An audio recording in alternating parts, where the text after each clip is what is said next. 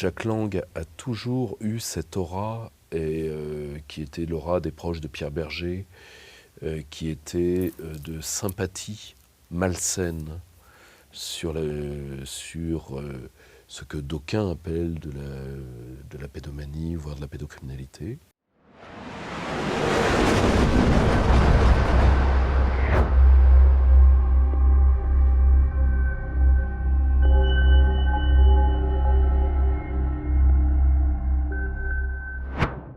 Bonjour à tous et bienvenue dans un nouveau grand entretien. Alors l'ancien ministre de la Culture et de l'Éducation, Jack Lang, a été contraint de démissionner ce week-end de la présidence de l'Institut du monde arabe à la suite de nombreuses révélations chocs entre sa fille, Caroline Lang, Jeffrey Epstein et lui-même. Et pour parler de ce sujet aujourd'hui, j'ai le plaisir de recevoir Pierre-Yves Rougeron. Bonjour Pierre-Yves Rougeron. Bonjour. Alors effectivement, Jack Lang a été cité 667 fois dans les dossiers Epstein, ce qui révèle une très grande proximité avec l'homme d'affaires. Mais qu'est-ce qui fait aujourd'hui que ce dernier soit autant sous le feu des projecteurs ? Jack Lang et ce type d'histoire glauque, c'est une très vieille histoire. Il y a toujours eu des soupçons sur Jack Lang. Je vous rappelle qu'il avait été accusé dans l'affaire des lieux de vie, donc dite affaire Chorale, où des enfants handicapés auraient été violentés, ont été violentés, question par qui, et il avait été accusé nommément, entre autres, par un ancien vice-président du Front National, qui était Roger Olindre. La vidéo est d'ailleurs célèbre sur Internet, elle est très facile à trouver.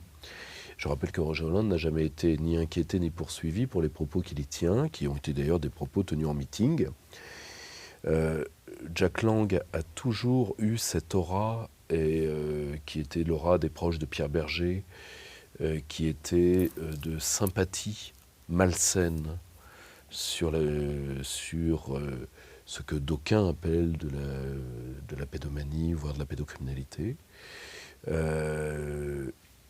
Il n'est accusé de rien, et donc il est aux yeux de la loi innocent, mais il a toujours d'ailleurs entretenu ce parfum autour de lui, tout comme M. Berger lui-même, hein, je vous rappelle l'auteur quand même de La vilaine Lulu. Là encore, je ne dis pas que ces gens aient fait quoi que ce soit comme acte. Je dis juste qu'il y a bien longtemps que nous aurions dû en avoir le cœur net par des enquêtes judiciaires qui n'ont jamais eu lieu. Et surtout, l'un des problèmes de Jack Lang, c'est qu'il était lié à M. Epstein, dont je vous rappelle, la France est la deuxième maison, vu que le deuxième pays de l'affaire Epstein, c'est la France. Ce que nous disions avec Pierre Jovanovic dès 2020. Moi, ça fait... donc, si vous voulez, ce qui se passe en ce moment ne me surprend pas plus.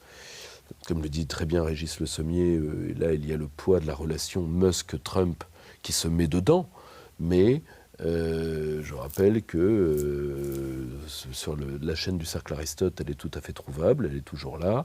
Moi, j'ai fait une longue entretien qui dure, je crois, entre 2 et 3 heures sur l'affaire Epstein avec Pierre à l'époque, qui est une affaire, comment dire, qui ne dévoile pas, comment dire,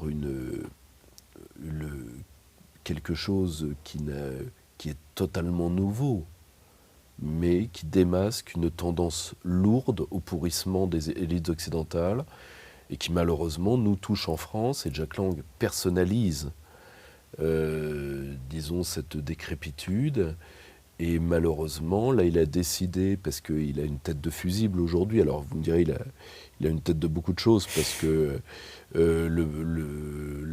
parfois la chirurgie a des ratés, hein, et que là, on hésite entre Plastique Bertrand et les frères Bogdanov, mais dont Jack Lang n'est pas le père, hein, contrairement à cette rumeur ridicule sur Internet. Non, non, non. Ce sont les plaisanteries. Mais là, pour le coup, il est marqué. Hein. Alors, il a une tête d'exemple et de science-fiction en même temps. Mais je pense qu'il a préféré se retirer plutôt que, comment dire, que quelqu'un demande à ce que le fusible saute. Parce que malheureusement, les gens qui vont s'interroger sur lui vont s'interroger sur d'autres. Et ensuite, on va vouloir avoir les développements que nous aurions dû obtenir d'un point de vue policier pour M. Brunel, pour beaucoup d'autres questions liées à M. Epstein en France. Et on ne risque pas d'aimer ce qu'on va trouver. Sur Jack Lang, excepté son amitié avec Jeffrey Epstein, qu'est-ce qui lui est concrètement reproché aujourd'hui? Alors, les liens,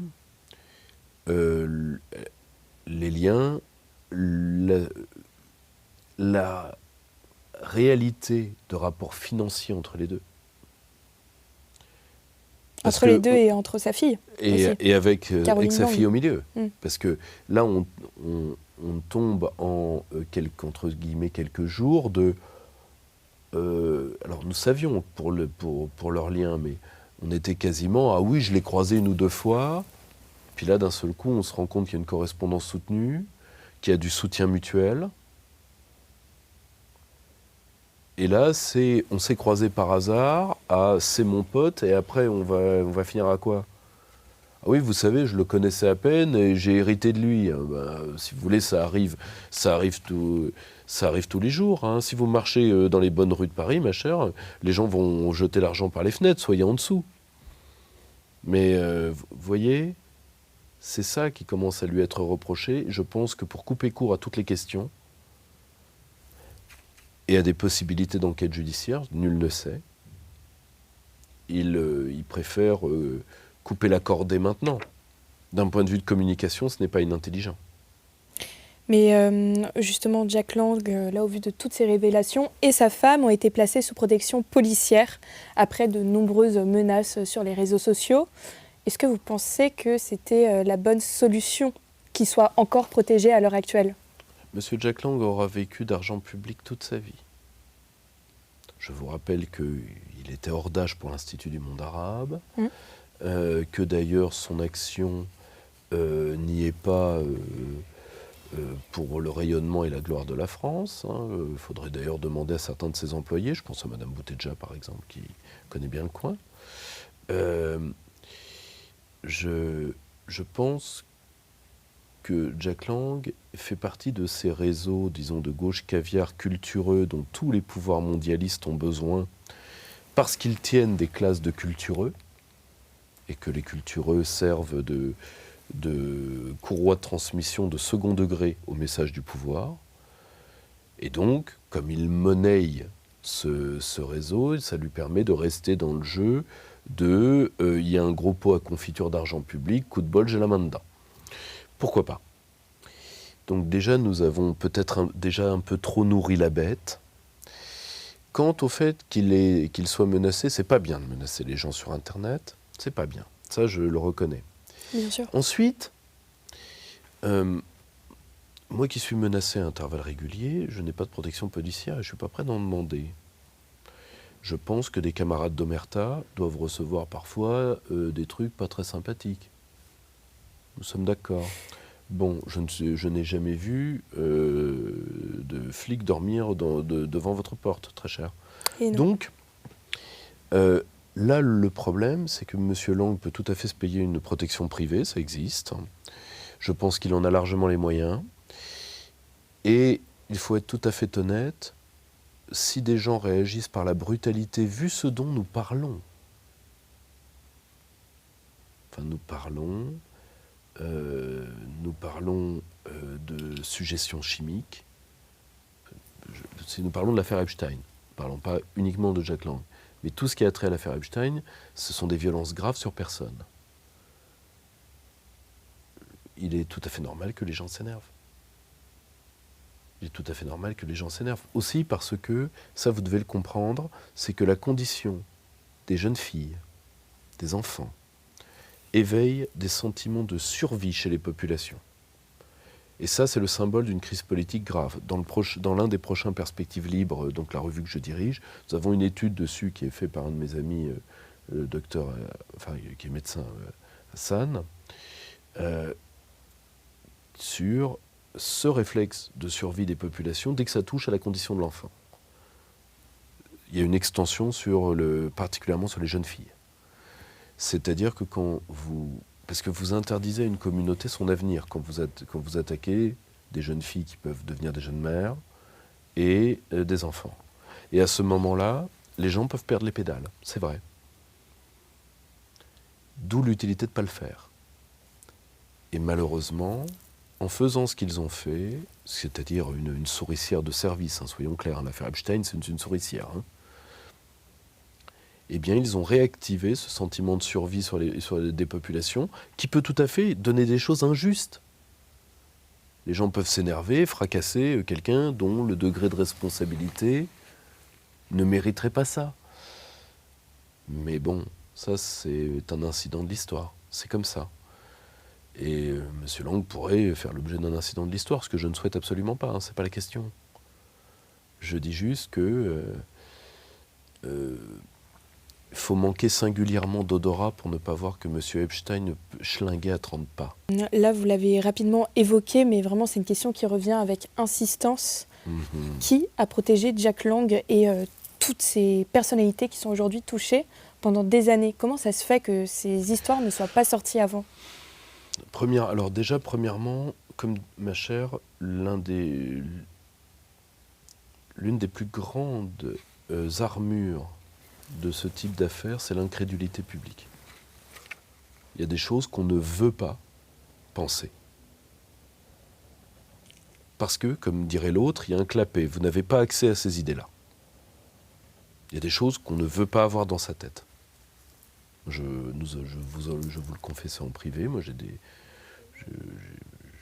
j'ai connu des gens qui ont beaucoup travaillé sur ces sujets-là et ça a détruit leur morale. Pas leur morale, leur moralité, ça a détruit, ça a fait d'eux des gens tristes, dépressifs. Pour prendre une blague célèbre d'un humoriste qui, je crois, est venu ici, Dieudonné, qui faisait une blague sur un policier arrêtant un serial killer en train de mordre le visage d'un SDF. Il dit le flic s'en est parmi, il vend des fleurs aujourd'hui. Et ben, malheureusement, il y a des choses que vous voulez pas voir.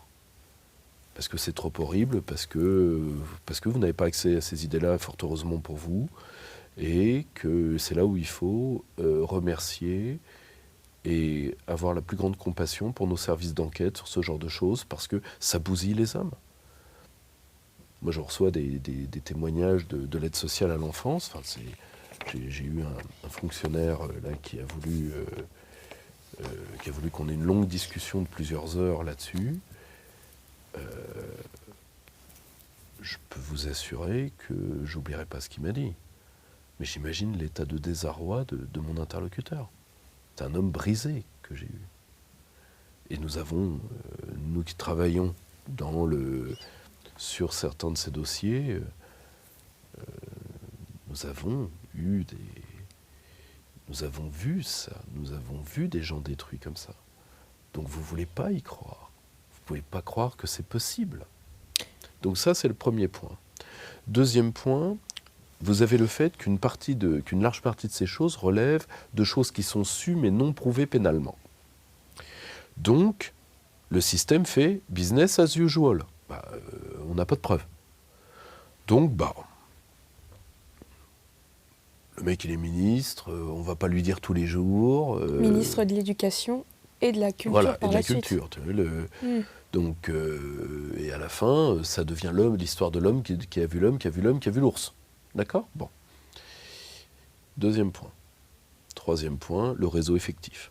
C'est-à-dire que des gens se tiennent et se soutiennent. Voilà. Et ça, malheureusement, il y a, que nous le voulions ou pas, et y compris, et surtout maintenant aujourd'hui dans un monde politique qui est de plus en plus dégénéré, rappelez-vous ce que disait l'auteur de cette suite d'ouvrages qui est Dune. Il disait une phrase étonnamment juste pour un auteur de science-fiction, hein. Mais comme historien des idées politiques, je trouve que c'est l'une des phrases les plus justes qui ait jamais été écrite. Le pouvoir ne corrompt pas, mais il attire des gens corruptibles. Le pouvoir est une épreuve. C'est-à-dire soit vous servez, soit vous vous servez.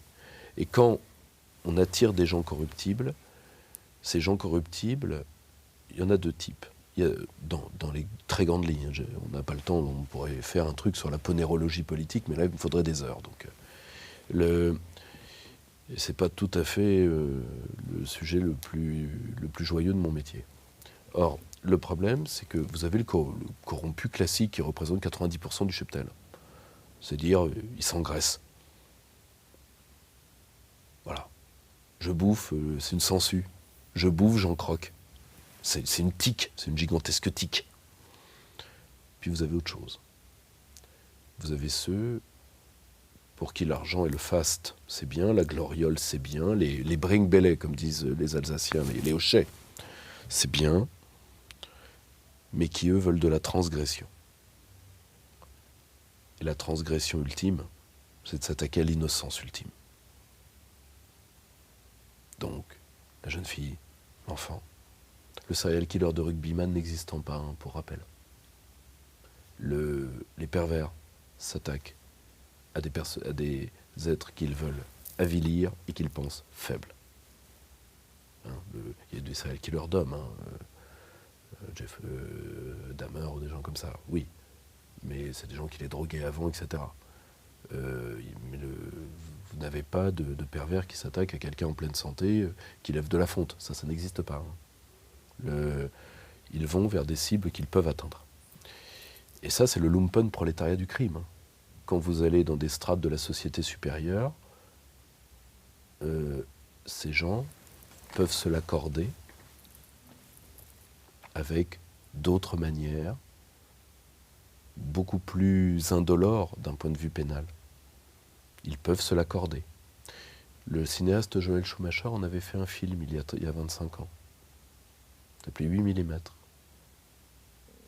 Ils peuvent se l'accorder. Certains peuvent se l'accorder. Alors, évidemment, il ne faut pas voir ça comme un phénomène de masse, mais comme une possibilité d'un pouvoir déviant et d'une classe déviante. Alors, je vais peut-être faire preuve un petit peu de naïveté, mais il y a quand même un écart pour les politiques de gauche entre fermer les yeux sur ces actes et le promouvoir, comme on l'a dit, à la tête de l'éducation nationale et à la tête de la culture, quand même, pendant plusieurs années. Et puis aussi, comment expliquer ça ? Et puis d'insuffler via des associations des contenus qui, je ne dis pas légitiment ce type de comportement, je dis les vulgarise. Et c'est déjà trop. Beaucoup trop. Et en réalité, comme nous étions dans la Mitterrandie triomphante, c'était le règne donc de la transgression, assumée. Et à ce moment-là, nous étions dans la ligne droite de l'arrivée de la génération 68 au pouvoir. Eh bien, malheureusement, à gauche comme à droite, hein, ma chère. Ce n'est pas circonscrit au Parti socialiste ou à ses dépendances. Hein. Vous avez eu nombreuses personnalités de droite ont fermé les yeux aussi. Et d'extrême droite. Dans lesquelles, d'ailleurs, ces thèmes-là existent aussi. Et pour les mêmes types de transgressions. Insulter la morale naturelle du peuple parce que le peuple est vil, insulter la morale traditionnelle catholique parce qu'on n'aime pas les cathos, etc. etc. Ce sont des thèmes que les libertaires, enfin des gens qui osent se prétendre libertaires, ces gens n'ont rien de libertaire. Ces gens sont dégénérés. C'est pas la même chose. Les libertaires valent mieux que ça. Et malheureusement, nous avons, et ça, c'est pas propre à l'Occident, c'est propre à toutes les cultures, c'est pas... La civilisation lutte contre la dégénérescence. Le problème, c'est que nous ne faisons plus de rituels de purification sociale. Donc évidemment, la moisissure s'épaissit. Pour aller dans la continuité, la descendance de Jack Lang, Caroline Lang, il y a quelques jours, on a vu qu'elle était sur le testament justement de Jeffrey Epstein et son avocat. C'est génial. Quelqu'un qu'elle connaissait à peine. Et justement, son avocat a assuré qu'elle tombait des nues en apprenant cela. Ah bah évidemment. Comment vous l'interprétez ? Si vous voulez, c'est un fait habituel. Si vous voulez, c'est un fait habituel. Nous sommes tous sur 1 ou 2 testaments de personnes qui nous sont totalement inconnues. Tu vois, que je suis sûr que derrière la caméra, il y a des gens qui vous trouvent tellement bien fait de votre personne qu'ils sont en train, devant notaire, de vous désigner pour leur succession, ma chère. Donc, ne vous inquiétez pas, vous serez à l'abri. Donc, ça arrive à tout le monde. Vous voyez, tous les jours, vous avez la chance de croiser la personne qui vous couchera sur son testament après vous avoir croisé dans la rue. Ça arrive... C'est un des 10 incidents domestiques les plus fréquents. Comment vous pouvez ? Alors par contre, il y a au moins un truc qui est bien, c'est que vu le culot qu'elle a, elle est bien la fille de son père. Comment vous pouvez ? Moi, c'est ça qui me... Vous manquez pas de souffle. Tomber des nues. Et voilà, et le pire, c'est que, comme on sait quel est le système de souricière mis en place par M. Epstein, derrière cet argent, il y a quoi ? Enfin, vous savez, à un moment, il faut aller droit au but. Quand un trafiquant de drogue vous donne de l'argent, les billets, fut-ils propres et sortis du distributeur, sont maculés de sang. Monsieur Epstein, c'est la même chose. Voilà de quoi on parle. À la fin des fins, vous détruisez des vies. Alors quand vous n'avez pas le choix, quand vous devez, pour des raisons X ou Y, être en face de gens aussi dégénérés, ce qui peut, moi, à titre professionnel, m'arriver. C'est l'une des pires parts de mon métier. C'est de croiser des gens dont je sais ce qu'ils sont. Journalistes, politiques. Mais, malheureusement, moi, j'ai dépassé l'âge de ce que j'appelle la droite Gandalf ou la droite de Dumbledore. Vous savez, celle qui renvoie les Maghrébins par magie. Malheureusement, le mal existe. Et je ne peux pas, par un acte de volonté, faire en sorte qu'il n'existe pas. Mais alors, quand vous fréquentez ces gens parce que c'est votre volonté, mais qu'est-ce que ça trahit de vous ? Bien la fille à papa. Et justement, pour revenir à son papa, dans les années 1970-1980, une partie des élites intellectuelles françaises ont publiquement défendu, au nom de la liberté, des positions qui sont aujourd'hui unanimement condamnées, et notamment la pédophilie, comme en janvier 1977. Les grandes pétitions, oui. Avec une pétition défendant les relations sexuelles entre adultes et enfants, rédigée par Gabriel Maznev et signée par Jack Lang. Et signée par, laissez-moi deviner, Jack Lang. Alors ils l'ont forcé à signer, hein. Sa fille le dit bien. Dolto, Derrida, Solers, la fine équipe, Kouchner, bien sûr, la fine équipe. Monsieur Sevilla, et grâce lui en soit rendue, a reproduit, je ne sais pas si c'est dans le terrorisme intellectuel ou si c'est dans le moralement correct, ces pétitions in extenso et surtout leur très délicate liste de signataires. Je me rappelle une commencée par 2 ans de prison pour des caresses et un baiser, ça suffit. Mais si vous voulez, le problème, ma chère, c'est que eux l'ont assumé, mais toute une partie de la droite n'en pensait pas moins, ma chère. Dois-je vous rappeler qu'aujourd'hui, la droite a comme égérie un homme qui a écrit que l'enfant était le refuge de l'idéologie antisexe ? N'est-ce pas? Voilà, l'horrible vérité. Or, ce qu'il faut bien avoir en tête, je vous rappelle qu'un grand auteur de droite a toujours appelé M. Massenet l'archange Gabriel. N'est-ce pas? Il y a un auteur de droite qui a toujours pignon sur rue aujourd'hui. Vous savez, malheureusement,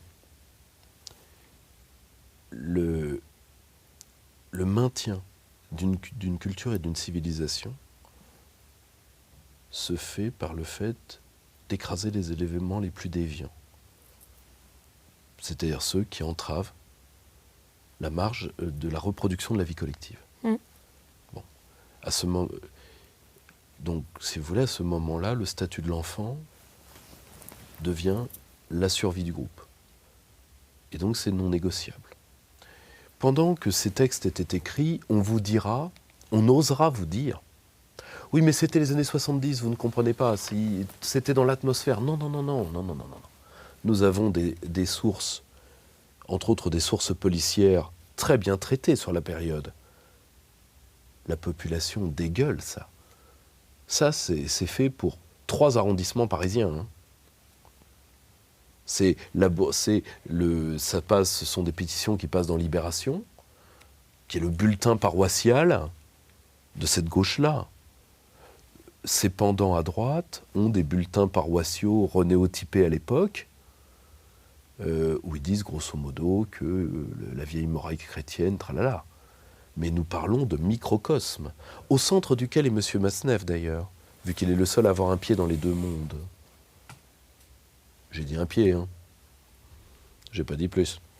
Mais c'est dommage d'ailleurs que ces carnets qu'ils aient été saisis par la police. On ne sait pas ce qu'ils sont devenus d'ailleurs. Et c'est dommage d'ailleurs qu'ils n'écrivent pas des mémoires détaillées. Ce serait peut-être son seul livre digne d'intérêt. Puisque là, le personnage qu'on nous a annoncé, rappelez-vous, et d'ailleurs, on a renoncé à le poursuivre pour ça, qu'il était mourant. C'était il y a 5 ans, n'est-ce pas? Jusqu'à preuve du contraire, sa température corporelle est encore à 37 degrés, que je sache. Eh oui. Comme quoi, elle a dit, j'ai connu des cancéreux moins chanceux. Mais bon, pourquoi pas? Voilà ce qu'était une partie, voilà ce qu'est une classe sociale quand elle pourrit. Et aujourd'hui, disons qu'une partie de sa pourriture, vous savez, un peu comme du pu à drainer dans toute une partie de la société. Et à la fin, ça termine dans cette horrible histoire qui s'est passée, vous savez, avec cet élu LFI qui s'attaquait à des gamins, à un gamin de 5 ans dans une soirée chemsex. À un moment, ça ne s'arrêtera que le jour où on voudra que ça s'arrête. Le problème, c'est que toutes nos thérapeutiques n'ont aucun poids sur ces gens, ma chère. Déjà, premièrement, nous les pensons malades. La dégénérescence n'est pas une maladie. C'est-à-dire que vous allez faire quoi?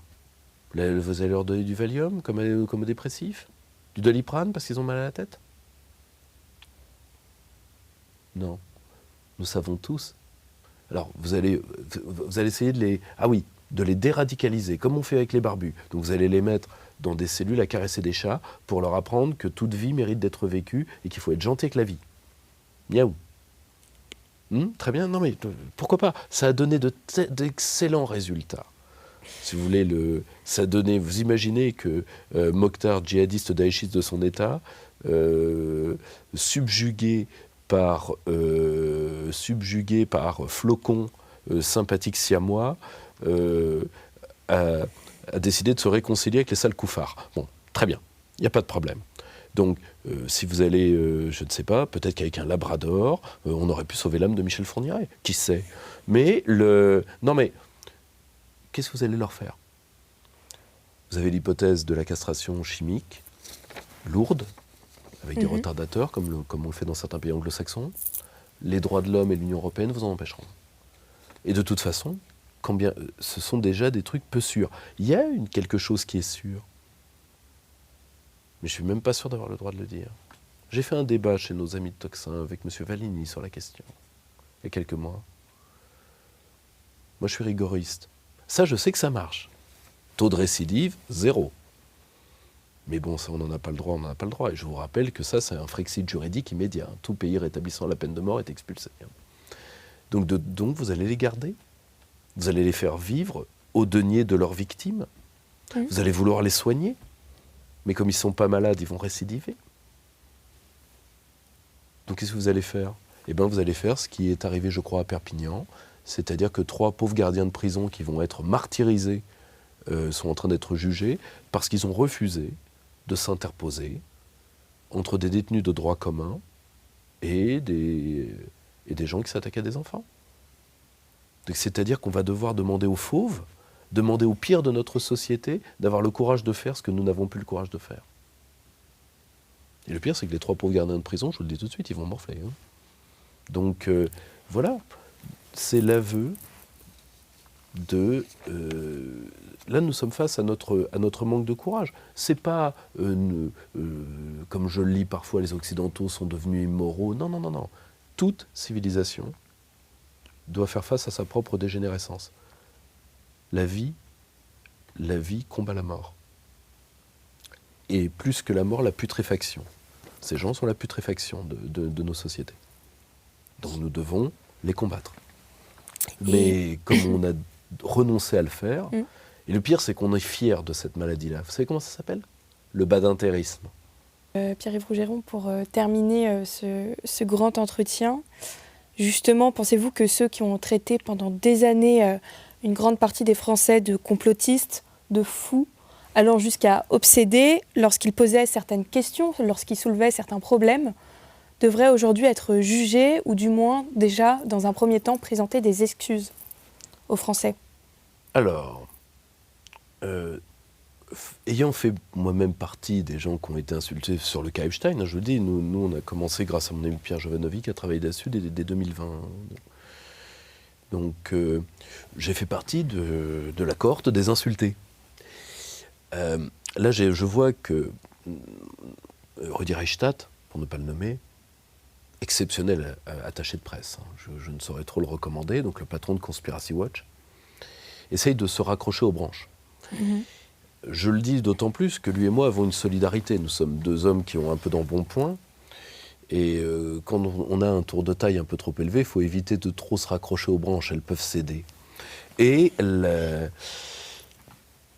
ça me fait marrer de les voir, lui et M. Mendès France, danser la gigue.